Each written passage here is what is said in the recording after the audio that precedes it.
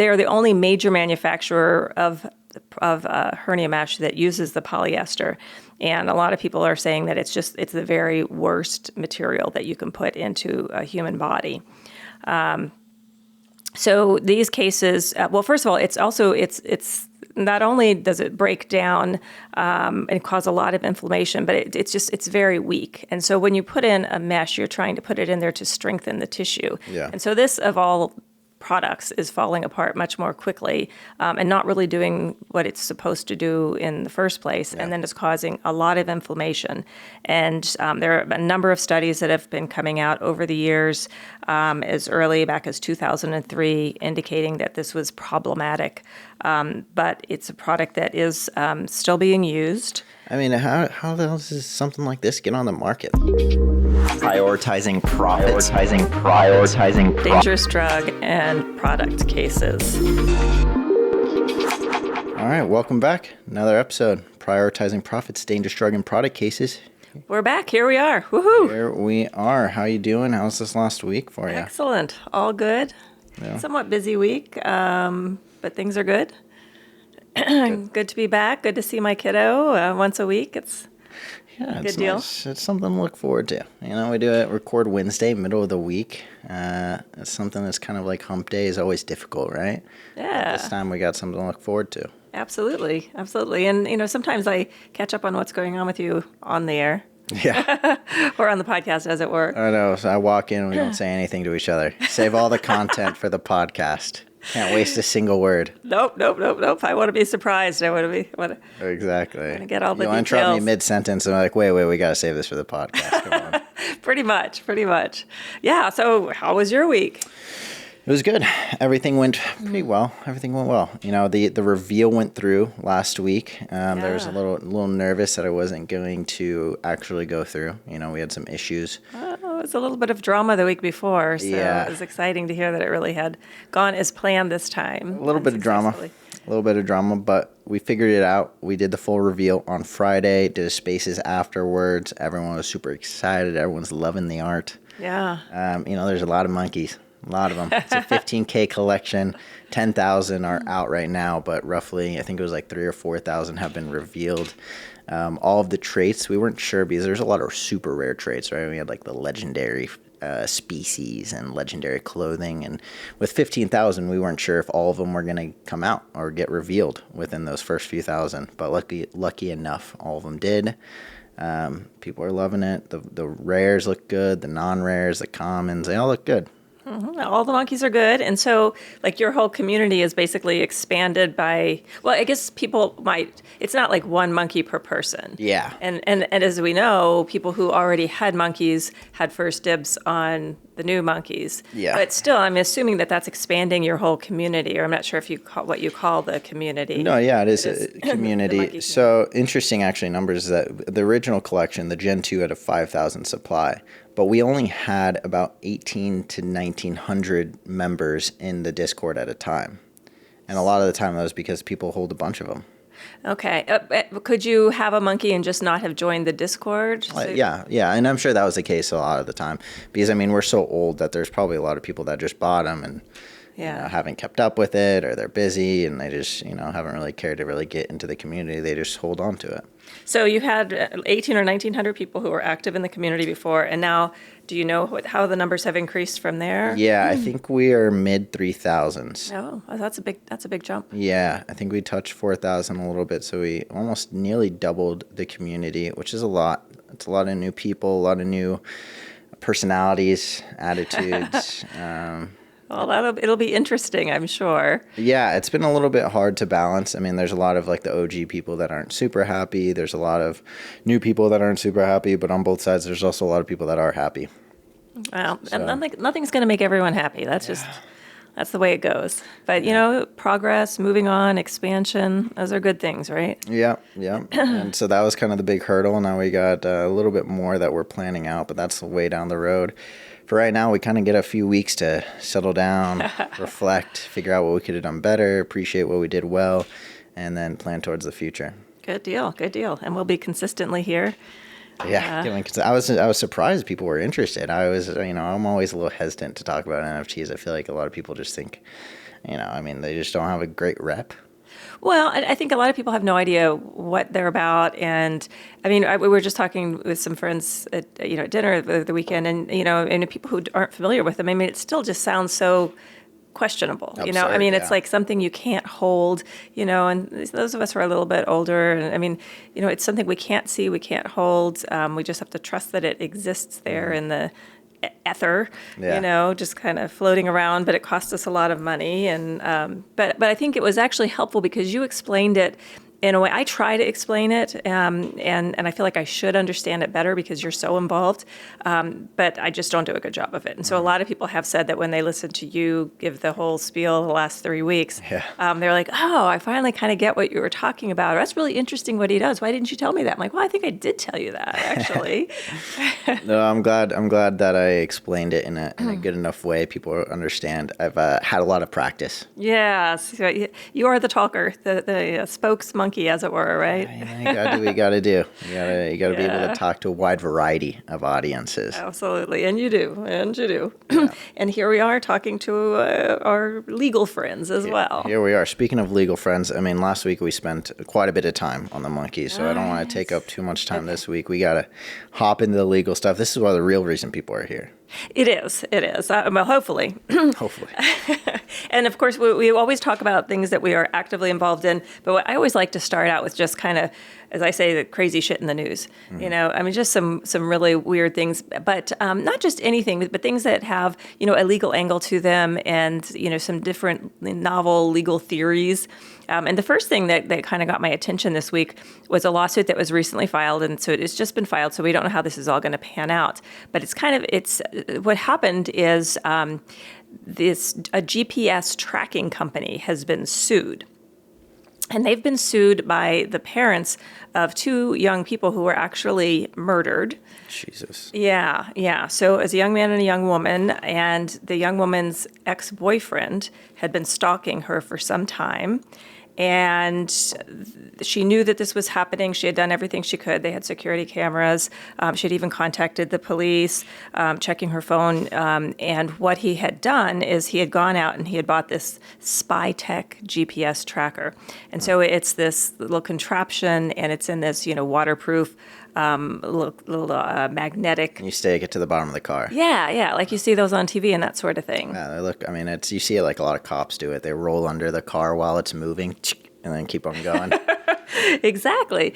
And so then that connects to an app on your phone, and you can track somebody, every 60 seconds it updates. So it tells you exactly where they are. And so she was dating this new guy, and it was someplace, it was cross state lines and, I don't know, 100 and some, miles away. It wasn't like right around the corner or anything, but he was able to track her, and then he came, found them, and shot them and killed them. Wow. Yeah.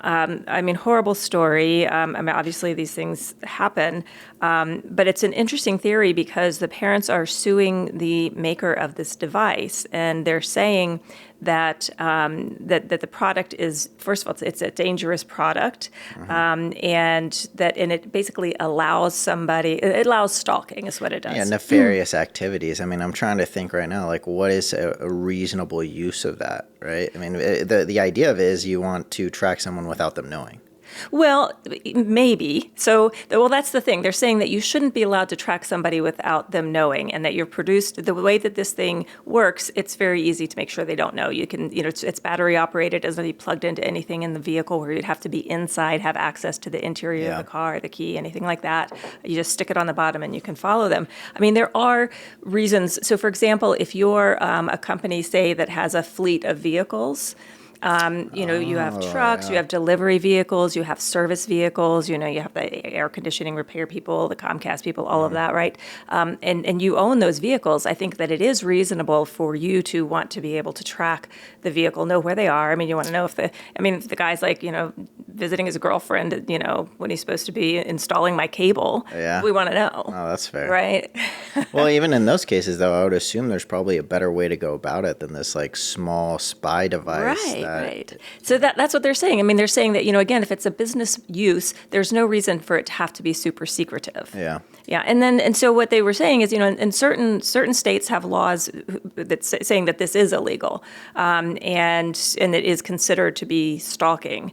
And Arizona is one. It is illegal in Arizona, but other states. Yeah, what states is it where you can track people without them knowing, and it's, hey, you're good? Well, it's not so much that they have a law saying it's okay. They just don't have a law saying it's not okay. So that then there's nothing saying that you can't. Okay, so if you got caught, then yeah. Well, no. I mean, if there's no law about it, Yeah. And maybe so in Arizona it comes under the stalking statute. Mm-hmm. So if I own, if I want to attach this to my vehicle, it's perfectly reasonable for me to do that. And Yeah. then if I loan the vehicle, that sort of thing.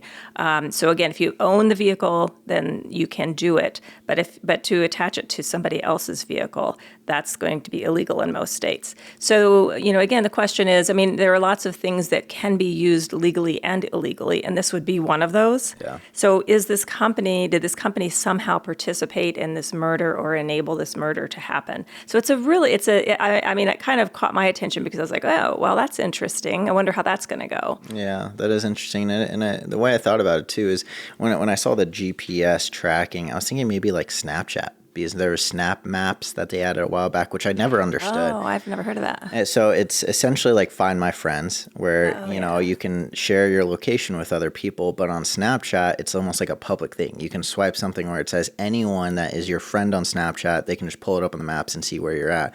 But typically, people have 50, 100 friends, so they just have a ton of people, and you wouldn't think they're going to look at you specifically. But I was always, in my head, I was like, why on God's earth would I want other people to know where I'm at, and why would I care where other people are at? Well, unless you want to stalk them or somebody wants to stalk you. See, it sounds really suspicious. Yeah. I guess it's one of those safety things too, like when you're in the Uber and you want to like share your ride with somebody because you're worried you're going to get kidnapped or something like that. Or if, somebody takes a ride with somebody home from a bar or whatever, I guess you could locate where they are. Again, I feel like there's just better ways to go about it than Snapchat. Yeah. So with the Snapchat thing, was that something you had to agree to, or did it automatically track your friends, or could you? So I don't remember, because it's been out for a long time. And I know for me personally, as soon as I saw that it came out, I made sure that it wasn't turned on. I don't want people to see me staying in my room for 24 hours a day. Is he alive? Should we call him? He hasn't moved. I don't want them to realize how little I actually do during the week. It's like the opposite of everybody else is zooming all over what the hell are they. Yeah. Well, we know where Ben is. No, exactly. It's like, oh, it's Friday night. Oh, well, he's back at home watching TV. Saturday night, same thing. I'm doubting that your life is quite that boring, but... No, but so going back to the main point, when it did come out, I was very, aware of it and wanted to make sure that mine wasn't out. But when I go on Snap Maps, a majority of my friends have it enabled, and you can see where they are when they move. And I'm sure it's not like every 60 seconds like that device, but it's pretty frequently. Yeah, that's interesting. I wonder if there have been any lawsuits against Snap. Is it Snap Map? Yeah, it's Snapchat, but it's maps on Snapchat, so Snap Maps. Okay, all right. Yeah, it's a little little lingo. alliteration, yeah. Well, that's interesting. I don't know. I guess we'll see what happens with this one. Again, it's a product that could have some reasonable uses, but it's being used nefariously, and are they on the hook for that? So. And so, what's the consensus right now, or the general thoughts? That it does seem like a little bit of a stretch, but it kind of goes back to what you were talking about, like a reasonable use of an item, right? Like with a vacuum, where if enough people do it, then it's like it's reasonable to assume people are going to do it. Yes, what would the reasonable person do? Or could it be, is a misuse of a product reasonably foreseeable? That was what it was, yeah. So is something, are enough people misusing it that then the company knows that? And so that's an interesting aspect of this, because perhaps these types of cases where the company is alerted to, hey, this has been used in these ways, maybe they could modify it so that it would be, that it couldn't be used in those manners. I don't know exactly exactly how they would do that. I mean, the suggestions that it wouldn't be something that could be just slapped onto the bottom of the vehicle, that you had to actually plug it in somewhere, put it in the interior of the vehicle. At least that means that you have to have keys or have access The to driver get into or the owner vehicle. has to like probably be aware of it, or you have to Yeah. do, go out of your way to do something nefarious, break into a car or something like that. And then, for private investigators, or I mean, still, they probably shouldn't be slapping stuff on other people's vehicles. But I mean, maybe somebody who's licensed, those sorts of things, they're less likely to be murderers. Yeah. I don't know. And I mean, I've heard a lot of stories too about stalking that there's not much people that are getting stalked can do. They report it to the police. It's hard to kind of offer proof. Even when you do, it requires a lot of evidence, a lot of proof, like clear that your life is in danger or that you're in danger of being harmed in some way. And then even at that point, it's, a restraining order, which in some cases, if you're really scared about this person that's stalking you, like, oh yeah, There's a piece of paper. It's a piece of paper, and is that going to stop them from breaking into my house and doing something? Yeah. I don't know. I mean, there's a piece of paper, and so yes, the sanctions are going to be much worse if they violate it. Yeah. But again, somebody who's out to kill you, I mean, they're not worried so much about. Like at that point, it's like, oh darn it, I'm violated for breaking that, but I also killed someone. So Yeah, I mean, I'm willing to kill somebody, but I don't want to violate a protective order or a restraining order. Yeah, I mean, it's problematic, and of course that's going to weigh on both sides too, because you can't restrict somebody's movements and freedom, and what if somebody is being wrongly accused? I mean, you always hear those crazy stories. It's a tough balancing act, and I don't. I mean, that's not into the criminal realm, so I don't really know the answer. The details on that, but if it's something you're interested in, I'm sure I could delve deeper. Yeah, I mean, I think it was just kind of interesting. It was connected to this because of the stalking, and so this guy killed the ex-girlfriend and her new boyfriend. Yeah, and her new boyfriend. How did he kill her? I believe they were shot. Oh, okay, that's kind of. I mean, that's just clean, I would assume violence or crimes of passion are usually a lot more gruesome. I think being shot's pretty gruesome. I mean, I don't know. Well, I mean, I watch like the cop shows, the CSI. Usually, it's like, oh, you go to the husband or you go to the ex or whatever, and usually those are like the stabbings. You want the hands on, lots of the blood. strangling. You look into their eyes, just some fucking creepy shit. Well, I believe they were shot, which probably is better in the scheme of things, unfortunately. So what else? What else has been going on in the news? Well, something I was just in the office today, and I saw this news alert pop up. I just thought it was strange. It said that Michigan is the 10th state to ban child marriage, and I was like, what? The 10th. I mean, we got a lot of states. That seems That's a very small percent. Yeah, and it was weird. And I'd said to Danny, I'm like, did you know this, that most states allow child marriage? And she was like, yes, as a matter of fact, I did. I don't know what she had been reading, but I was like, okay. And her children are younger, but actually they're not that young. Anyway, so then I was kind of curious about it, so I kind of checked it out. And it's a little bit, basically, the gist is that in general, you have to be 18 years of age to get married, although some states don't even require that. But even the states that do require you be 18, there are all these exceptions. And some of them are like basically your parents say it's okay. Yeah. And there are people, 10, 12-year-old kids getting married to 60, 70-year-old men. Jeez. Wait, so in these situations, is it like, are there, if they're under 18 and like as long as the parent says it's okay, it doesn't matter the age, or is it like down to 16, 14? Is there any type different states, some are 14, some are 16. But so what Michigan did, and so Michigan is now one of 10 states that has banned it. It doesn't matter what your parents say. Yeah. You cannot legally get married until you're 18. That makes sense. Well, it does make sense. I mean, when you think about it, you can't drink alcohol until you're 21. You can, I mean, and yet you can get married. Well, and the entire argument with alcohol is that your decision-making side of your brain hasn't fully developed, which in that case, then, why are you making a decision? I mean, and getting married is like a huge freaking decision. I mean, of all the things that you want, I mean, I personally think people shouldn't be able to get married till they're 30. I mean, that's my opinion. Yeah, I mean, I wasn't really planning on it until then, but I know a lot of people that are, they're high school sweethearts, and or the Mormons Christians, Yeah. they're waiting until marriage. They want to get that ring on as fast as they can. Well, yeah. I mean, and that's actually what one of the issues with that. And there are organizations that are really pushing for these for legislation in the states to prevent this, because what they're saying is basically it's like a loophole for child sex abuse. Yeah, it sounds like it. And the states all will have different variety of ages of consent, but generally the age of consent, in 16, 17.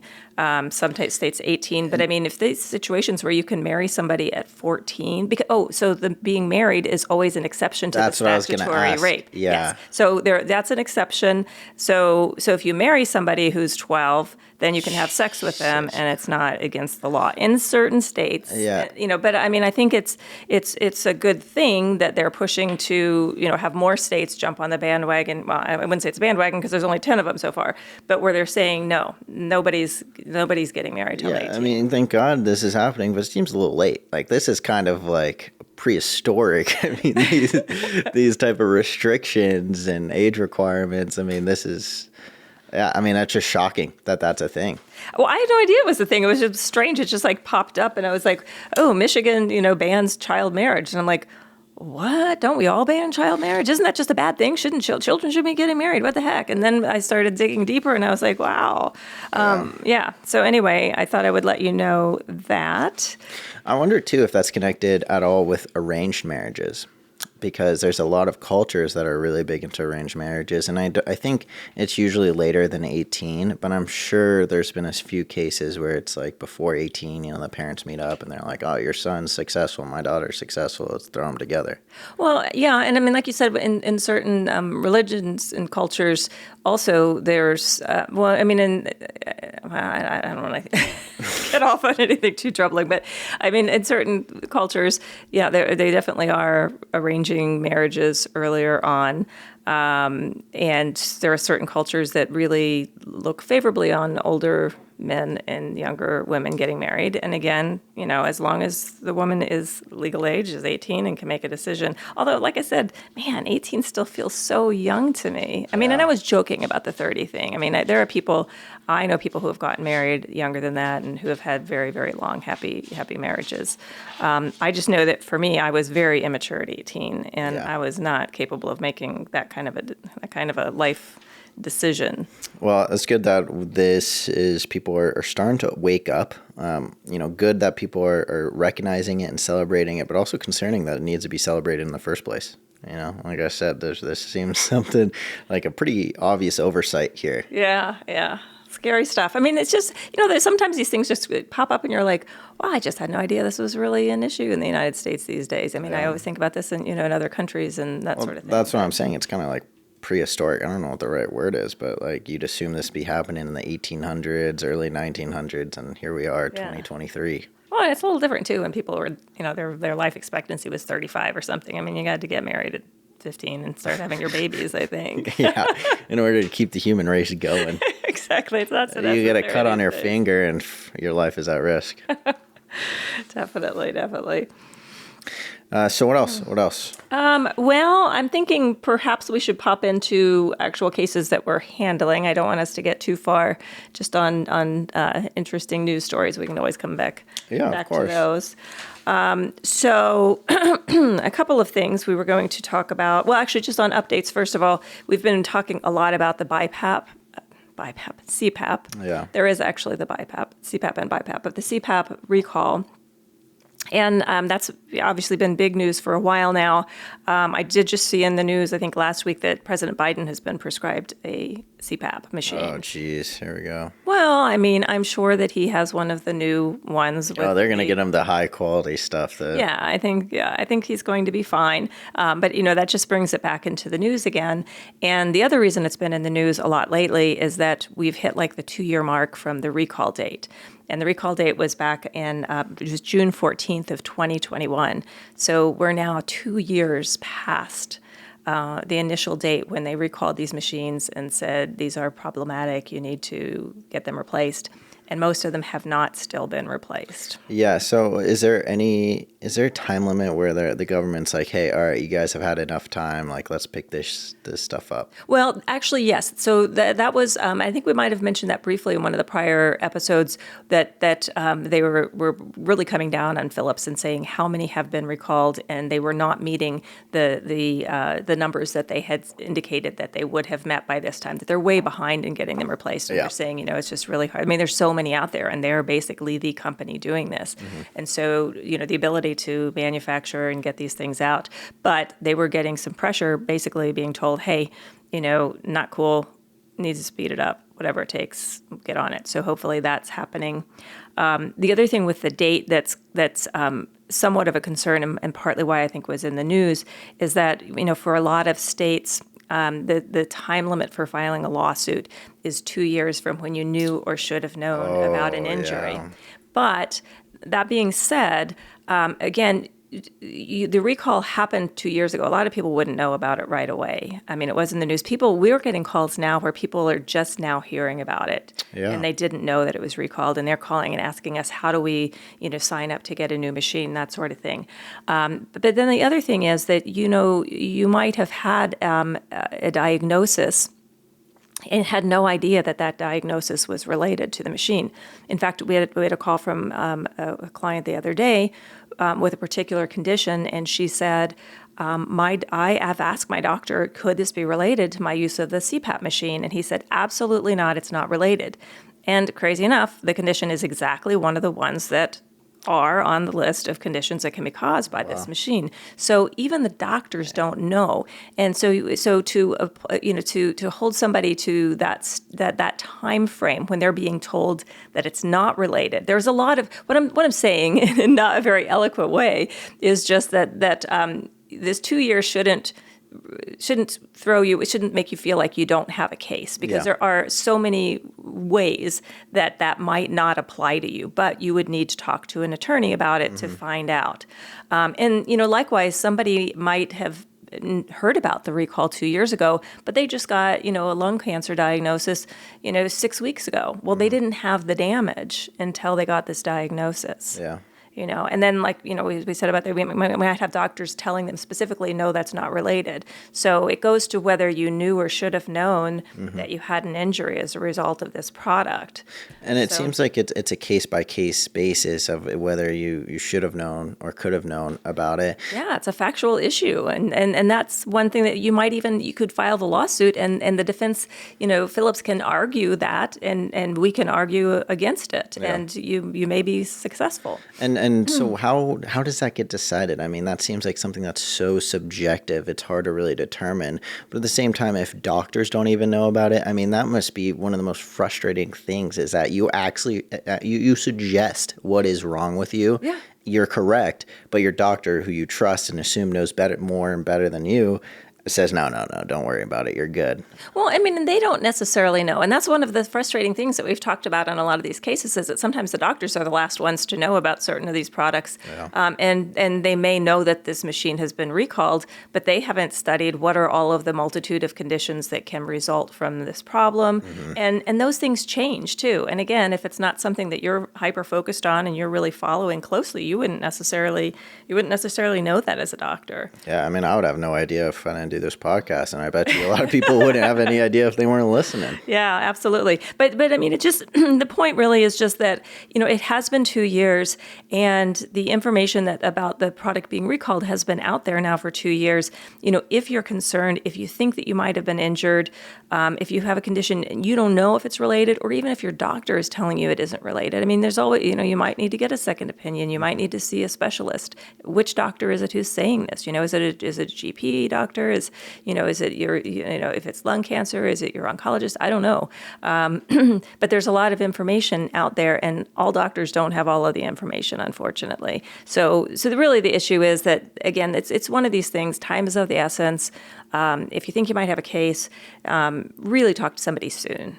Yeah, and I know that the issues aren't just in the lungs. So it can be like lung and Oh, there's like pancreatic. liver cancer, there's a gazillion Exactly. cancers So, and things like, that you wouldn't even suspect. exactly, and that's kind of going back to which doctor do you go to? Who can you trust? Who's actually going to know? I mean, unless you're just going across the entire spectrum of doctors, it's going to be difficult to, get a solid understanding, and Yeah. without talking to an attorney at least. Well, and we get our information, from experts, from epidemiologists, from studies. Yeah. But again, the doctors don't have time. They're trying to take care of you. They're not trying to read all of these studies that are coming out, and it changes all of the time. The science always evolves in these types of cases. Mm-hmm. So they, it's nothing against them. They just may not know. So it's worth checking in. We have the information. We can direct you to various studies and where you can find the lists of the conditions. If you don't want to talk to us, but we're happy to talk to you about it too.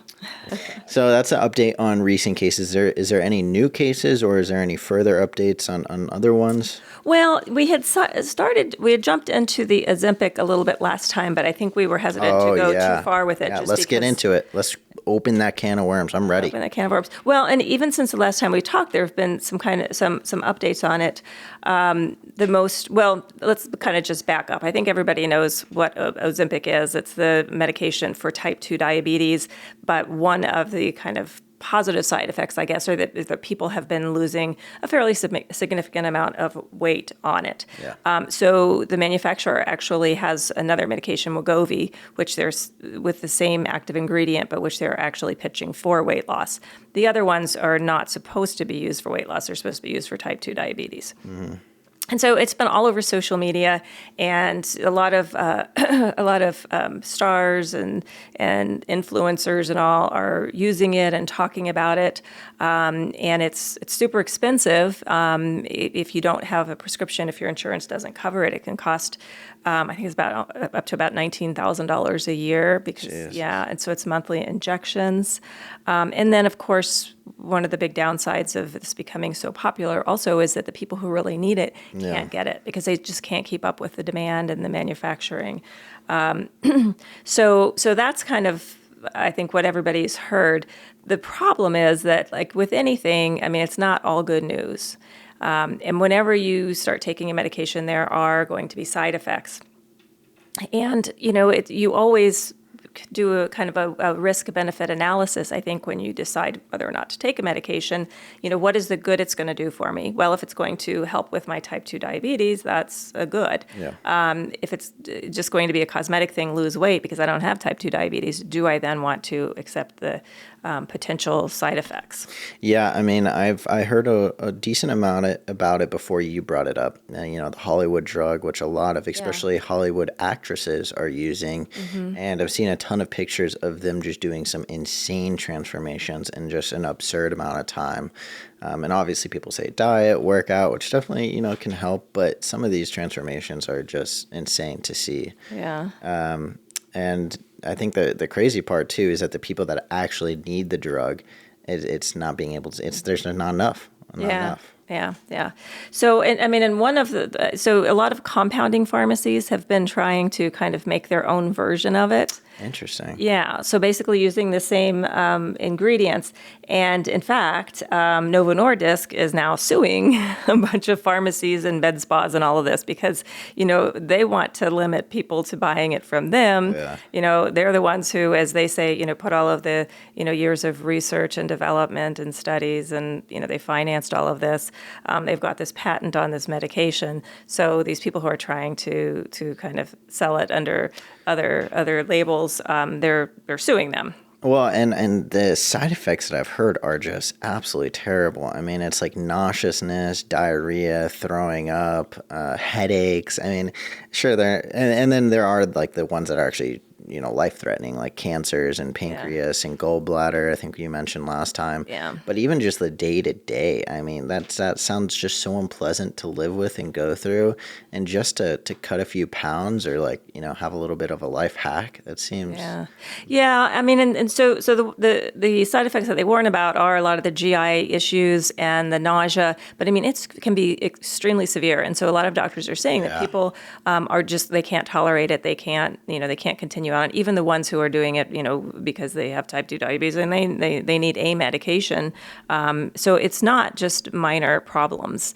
But then the more significant ones, and the current lawsuits are involving gallstones and gallbladder disease. So that's a really significant one. There's also more recently been an indication that thyroid cancer may be related, and so that's something that is being studied now. But again, that's a pretty big, scary thing. I mean, the gallbladder and the thyroid cancer are pretty serious. And then actually just this week, it's come out that apparently it's also now causing suicidal thoughts, and there have been suicides associated. I've never really understood that, something causing suicidal thoughts. I mean, I would imagine I can see it causing depression, right? If it's messing with the chemicals in your head, but like putting specific thoughts in your, I mean, there's even like with antidepressants, right? I think it was, and especially like young adults and antidepressants. That was a big issue. And I never understood that. And I don't want to get too far off topic, but especially something like this that is for diabetes that is affecting a wide variety of your organs. And now it's also put in these thoughts. Yeah. I mean, and again, this is very new. I think it just came out this week. It was I believe it was the European Medicines Agency is investigating it. And there is actually in the U.S. a warning about, recommends that patients are monitored for suicidal thoughts or behavior. And it's so interesting with drugs like this where if it wasn't for the weight loss, if it wasn't for a lot of these, higher upper echelon individuals using it, I'm sure a lot of these side effects would have never came out or would have taken years to come out because just not as many people were taking it. So there wasn't as big of a test sample. There wasn't as high of a chance for a lot of these different conditions. But now because it is on like nearly mainstream at this point. I hope it's not quite mainstream. Not quite, but maybe in the upper echelons, I don't know. But now all these issues are coming up, and they're coming out faster because so many more people are using it. Exactly. I mean, like we said, they can't even keep up with the production. The number of people they thought would be using this medication, has been multiplied many times over. I don't know the exact numbers, but obviously enough that they can't produce it fast enough. So many, many more people are using it. So of course you're going to have more adverse event reports, more people reporting about the problems, and doctors seeing those problems. And how, to my understanding, you're losing weight because it just destroys your appetite, essentially. Well, it destroys, it basically does, it decreases your appetite, and the food, it takes longer for the food to leave your stomach. So you actually technically are fuller for longer. But, and again, so that's going to assume that you're eating because you're hungry. And so a lot of people who are overweight aren't necessarily, there's a lot of emotional eating and other, things along those lines.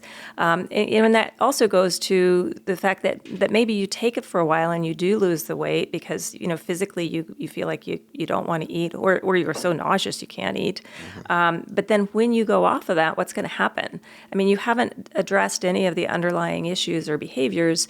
You've only made it so that you can't eat for a while. So when you stop that, you're presumably going to gain that weight back. And there's a lot of studies that say that that's even worse for you, is that constant, gaining and losing and then regaining the weight is unhealthier, less healthy than being heavier consistently for the entire time. And it's wild to me that, it affecting your hunger and the food staying in your stomach more so you're not as hungry. And I'm assuming the diarrhea, nauseousness, throwing up, that also is adding to it. It doesn't seem like a very complex way to lose weight. And so for it to risk all of these other insane issues alongside that, there's just nothing else that can replicate that. I have a cup of coffee and I'm not very hungry.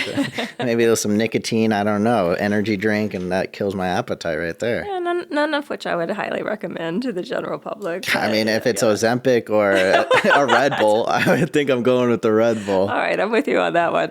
Well, yeah, and there are really horrible symptoms that we're talking about, but then there's also a lot of things that you see on social media too about people are saying, they've got Ozempic face, they've got Ozempic butt, they've got Ozempic finger. What's that? Well, you've heard the Ozempic face, right? Where people, I mean, so when you lose weight kind of quickly, I mean, you don't get to spot reduce. You don't get to lose it off of your thighs or your stomach or wherever Choose you where might it want goes, to. yeah. And so people, their faces look very hollow.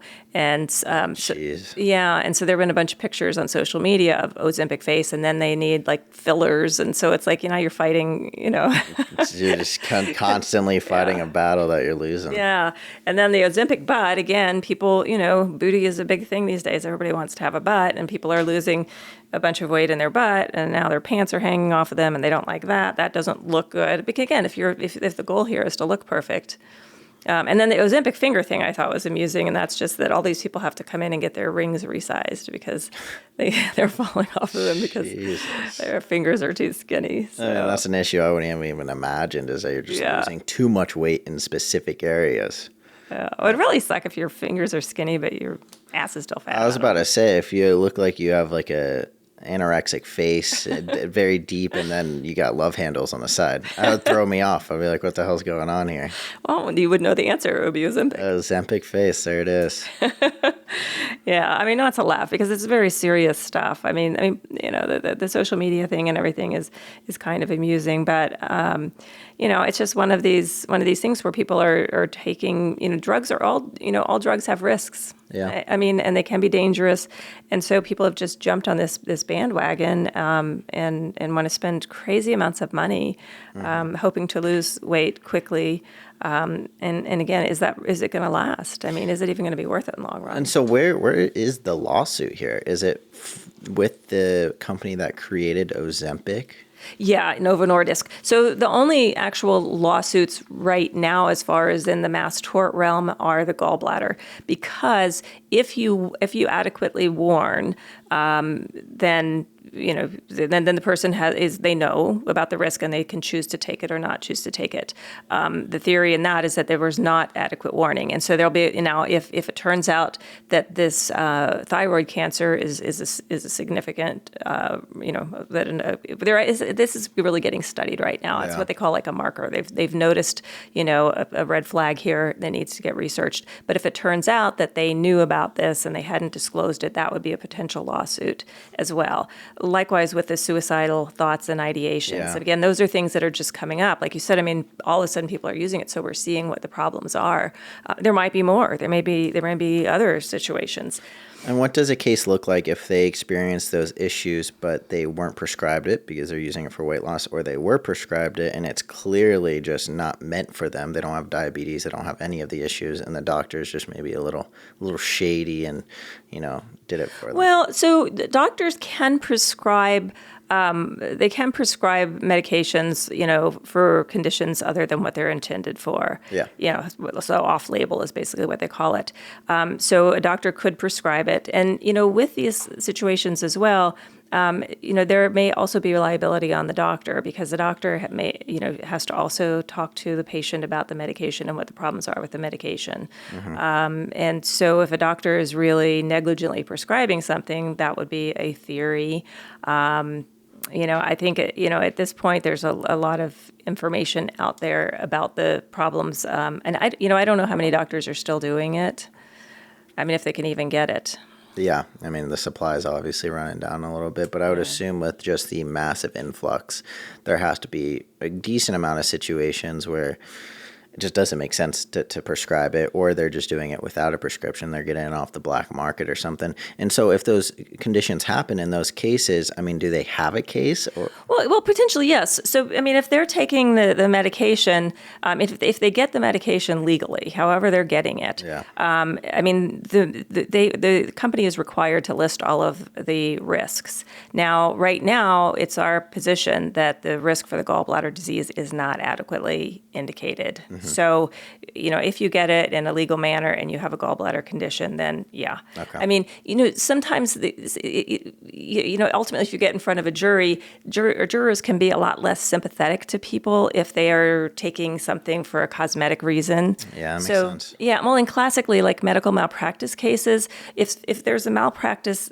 in a cosmetic surgery setting, jurors just aren't as sympathetic to the people as they are if it's, some other surgery that they needed for for their health. Yeah. And so I think that could play a part also, if these things get to trial, where they're saying, hey, this is, we don't like you because you took it just to try to get skinny, so we're not going to compensate you for the gallbladder condition, the same one that this other person, who had type 2 diabetes suffered from. Unfortunate, but it makes sense. Well, it's how people are. It's how juries are. And so if you got it in an illegal manner, you're going to back alley and buying Ozempic from the black market. It would be a tougher case. I'm saying that's a tougher case. Interesting. I'm not so sure I would be taking that case. You might find somebody who would take that case. So is this a situation where if you're taking it and you're experiencing any issues, you should reach out to an attorney or yeah, to a absolutely. doctor? Yeah, definitely. Right now, the gallbladder cases, those are moving forward. If you're having suicidal issues, or you have a loved one who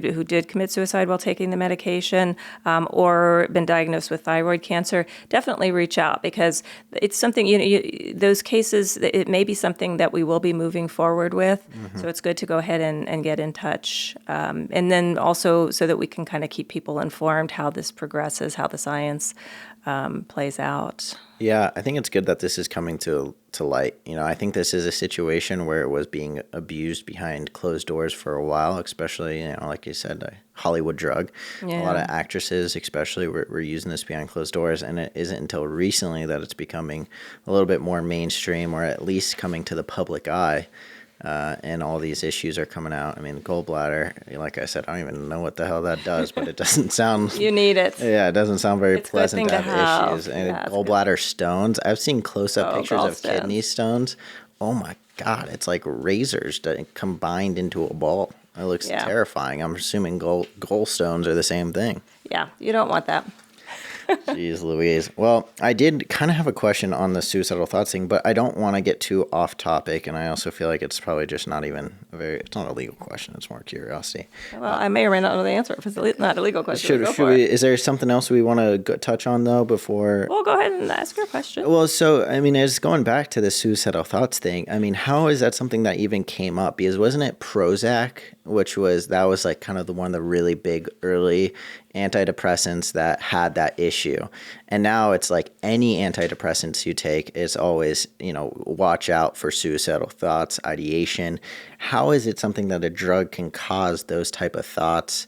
And why is it so extra prevalent? I guess it makes sense, antidepressants. Well, because it's, affecting your brain chemistry. Mm-hmm. And one of the interesting things is when I was reading about this coming up with the Ozempic was that they were saying that when they did the studies, they specifically selected people who didn't have any kind of, past history of depression or suicide or anything like that. So that, these are people who, it's not like you're not going to expect it. Yeah. And so, I think that it's not really clear exactly how it's happening with this medication. Mm-hmm. Like you said, it's much more clear with respect to the psychiatric medications. One of the issues was it affects your gut biome, and so that's kind of systemic. I don't know how that would affect necessarily. I've heard a ton about the gut enzymes and how like your entire body fluctuates based off those enzymes, and that's why like what you eat can just throw off your entire body as well. Exactly. And different foods can cause,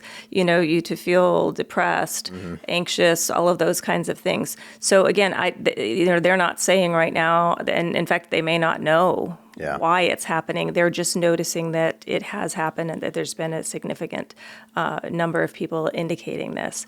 So, I think that, again, it's one of those things where it's early on and we're going to have to see how it plays out and what exactly the science is. But the one reference was talking about that it was affecting the gut biome. And so that makes sense. That makes sense. That entire drug is affecting the gut overall. Yeah.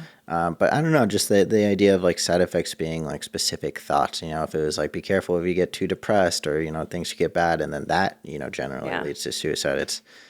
Yeah. Well, and so with Wegovy, the one that's specifically for weight loss that when it's released in the U.S., they do say to monitor for suicidal or for depressive thoughts. I think it is. I don't think they say suicidal, but so they know that it somehow can affect. But how could it not? I don't know. I guess I'm just, if food affects us so much and you're so nauseous and you're sick and, your food is staying in your gut longer before it clears out, I could see how that could certainly Yeah. I don't know the science behind the gut enzymes, but I've seen a lot of videos where it's like just so underrated. It's something that people don't realize, they don't know is a thing. That's why there's a lot of like gut cleansing or a lot of vitamins and stuff to really build upon it, teas as well, that are coming out where people are kind of realizing the importance of it. Oh, it's like this big popular thing right now, too, because, I mean, I swear 5 years ago I had never heard the term gut biome. No, exactly. That's ever. what I'm saying. Like, and, now it's like all I hear about. Well, even now, I think a lot of people around my age group, they don't understand gut enzymes. Enzymes, what the hell is an enzyme? I don't know. It sounds like a biological small little thing in my tummy. I don't know what the hell it is, what it does. But I know that it's important. Don't want to mess with it. Yeah. Well, that does make sense. And that does kind of answer my question a little bit more. I just always thought that was so crazy, so insane that there's so many drugs that had that risk of it. But it's just like, how is this? Where's the connection here? Yeah. Well, hopefully we will find out. And like I said, I mean, it may or may not pan out that it is a big issue with the drug. But so far, there's been enough that they're looking at it. And I'm interested. I mean, we'll keep updating on this case, but I want to see if there's any famous people, actresses, actors that come out with these massive issues. These issues are pretty big. This isn't something you can really push under the bed, push under the rug. It's going to be apparent. So it's going to be interesting to see if anything comes out there. Yeah. But on cases that we're handling. We would handle these cases. I mean, we have not been contacted by anybody yet with gallbladder issues on this, but we would handle it. So, so hernia mesh, which is still a big thing and has been a big thing for a lot of years, as you know. Yeah.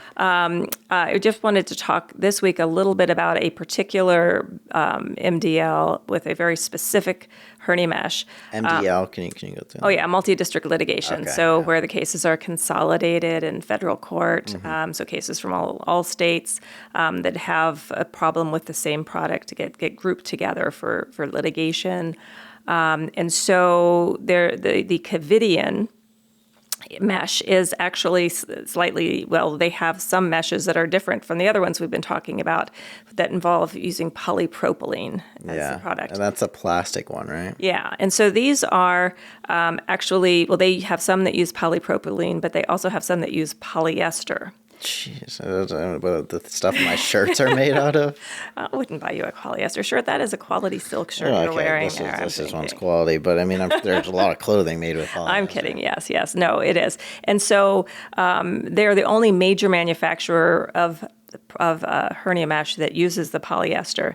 And a lot of people are saying that it's the very worst material that you can put into a human body. So these cases, first of all, it's not only does it break down and cause a lot of inflammation, but it's very weak. And so when you put in a mesh, you're trying to put it in there to strengthen the tissue. Yeah. And so this, of all products, is falling apart much more quickly and not really doing what it's supposed to do in the first place, and then it's causing a lot of inflammation. And there are a number of studies that have been coming out over the years, as early back as 2003, indicating that this was problematic. But it's a product that is still being used. I mean, how the hell does something like this get on the market? That's always my question, because, I mean, it's something that it's the worst of all of it. It sounds like they're the only ones, like you said, the only ones using polyester, so none of their competitors are doing it. I'm sure they're looking around like something. I mean, there has to be a reason no one else is doing it.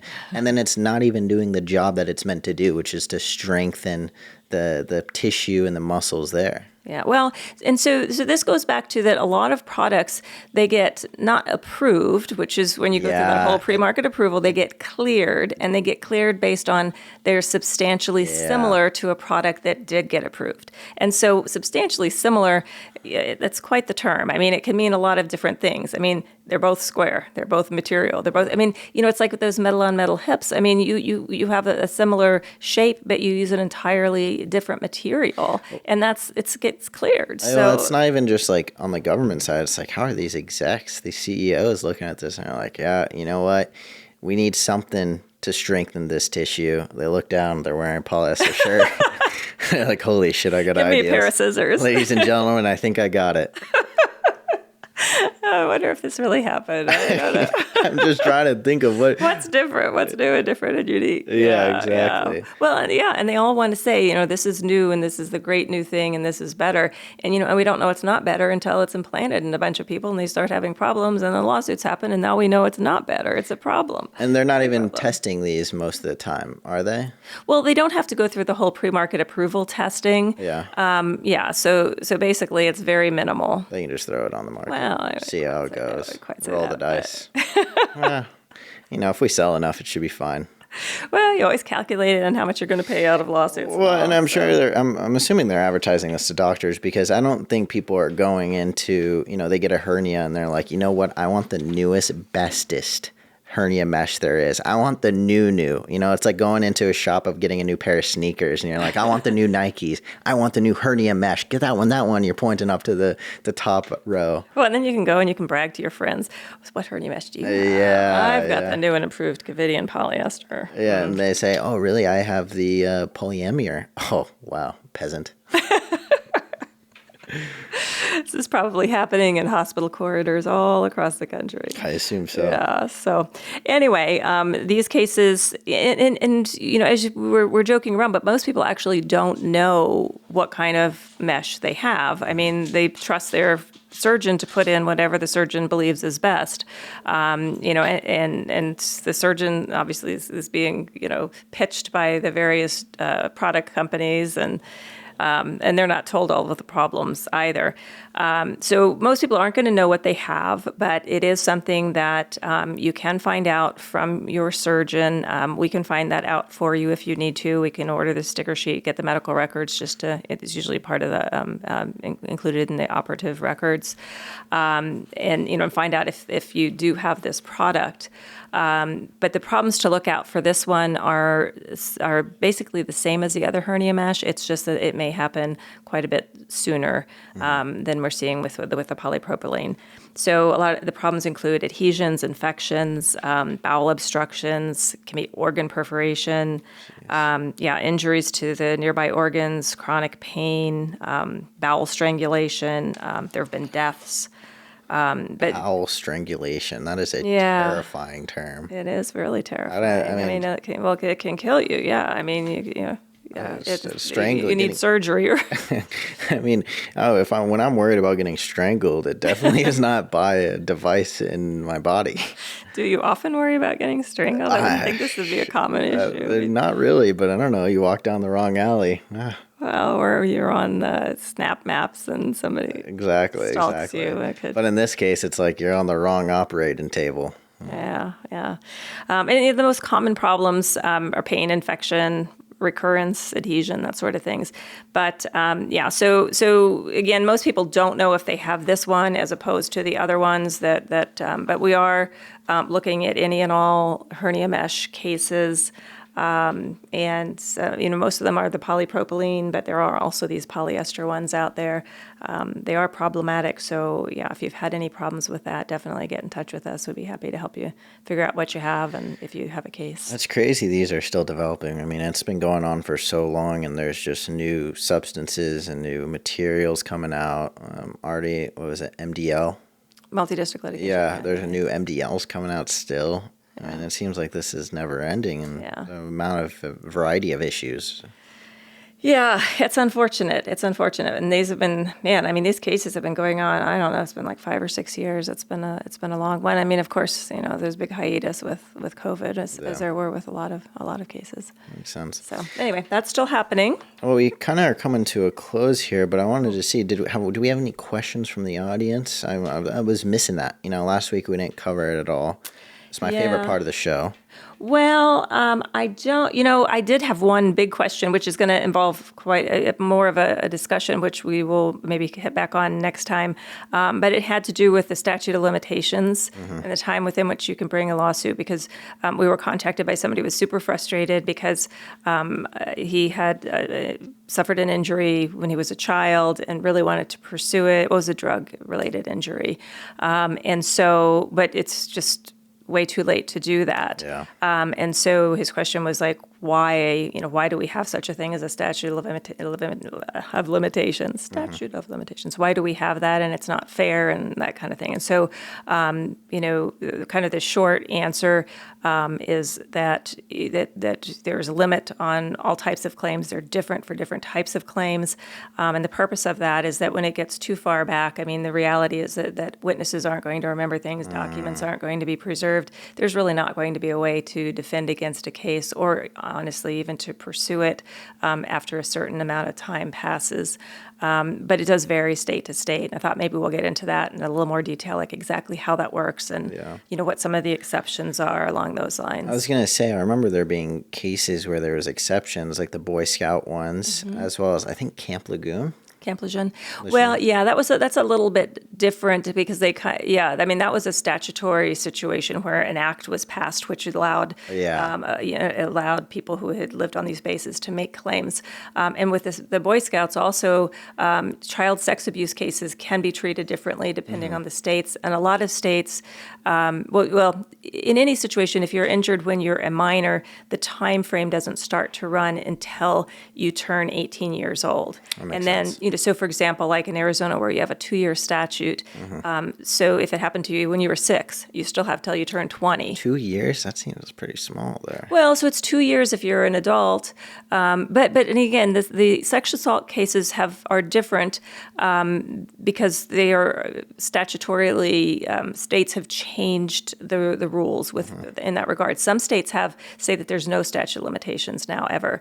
And there was a period where they opened up, they said there was a window open. Like some states says you can bring a case until you're 50 years old, some it's 30, but rarely is it like 2 years or whatever that state is, 2 years, 3 years after you turn 18.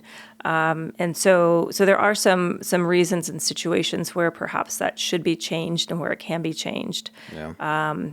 So it's a good question. I mean, those are the two of the very specific situations. Yeah, I mean, it's so interesting because it must be incredibly frustrating to find out. You know that these damages took place. Someone's responsible for it, and because of the statute of limitations, you just can't pursue it. And it's very frustrating. Just even not childhood cases, but situations where people come to us 3 years after. So they say it's a car accident, and the statute of limitations is in Arizona is 2 years, and they come in 3 years and they had horrible injuries, but they just waited too long. Yeah. And I mean, there's just really no way around that, unfortunately. I mean, it goes to what you always say, if when in doubt or if you're ever curious, just reach out to an attorney. Yeah.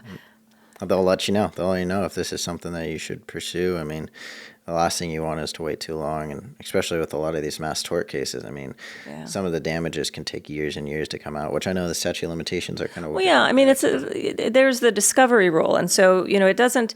If you took a drug, it's not like 2 years after you take the drug you have to file a lawsuit. It's basically when you have to have an injury, so the time's not going to start to run until you do have an injury, and then you have to knew or should have known that you had the case. So. Yeah, but we can delve into that a little bit more next time as well, and hopefully, we do need to get some more questions. Yeah, if anyone has any curiosities, whether it's law related, NFT related, whatever it is, we'll talk about our lives. We'll figure it out. We'll answer. We're big talkers. But I think this is probably a good point to kind of tease next episode. What kind of topics do you have planned for us next week? So next week, we're going to talk about, as far as cases that we're handling, the barred power port. And these are some ports oftentimes used for chemotherapy that are malfunctioning and causing major problems. Sometimes death. So it's something that has just recently come out that this is a problem. And so we're going to delve into that in a little bit more detail. Ports? Yeah. So ports, so that you don't have to put, when you're going to get medications, IV regularly. So people who, if you have an ongoing condition, oftentimes they'll have a port installed. That makes sense. So you don't have to constantly go into the vein. Blow out your veins. Yeah. You just have the port. Really common when you go into the hospital where they just have that one thing hooked up to you and they can just switch it out. Well, and this is more, for chemotherapy where somebody's going to be going in, multiple times, a month to have this done. They're not, So they're keeping that port in for weeks at a time. Oh, yeah. Oh, God, that sounds rough. I'm like scared when I have a like needle in or like an infusion. I'm scared to bend my arm. I feel like I'm about to puncture my vein with the needle or something like that. Not good stuff. Scary stuff. Well, looking forward to talking about that next week. And a bunch of questions. We're looking forward to having a bunch of questions next week. So Yes. Alrighty. Well, thank you everyone for tuning in. It was a fantastic episode. I had a good time. Very good. Felt like we went through a bunch of topics. If you have any questions, feel free to reach out. We got Facebook, we got Instagram, we got TikTok, whatever you're seeing this on, go ahead and just post a comment down low. And if it's something where you want to be a little more private about it, that's all right. We understand. Shoot us an email, and we'll talk about it. We'll keep it anonymous for you. Don't worry about it. Absolutely. And looking forward to next week. Sounds good. Have a good week. Prioritizing profits. Dangerous drug and product cases.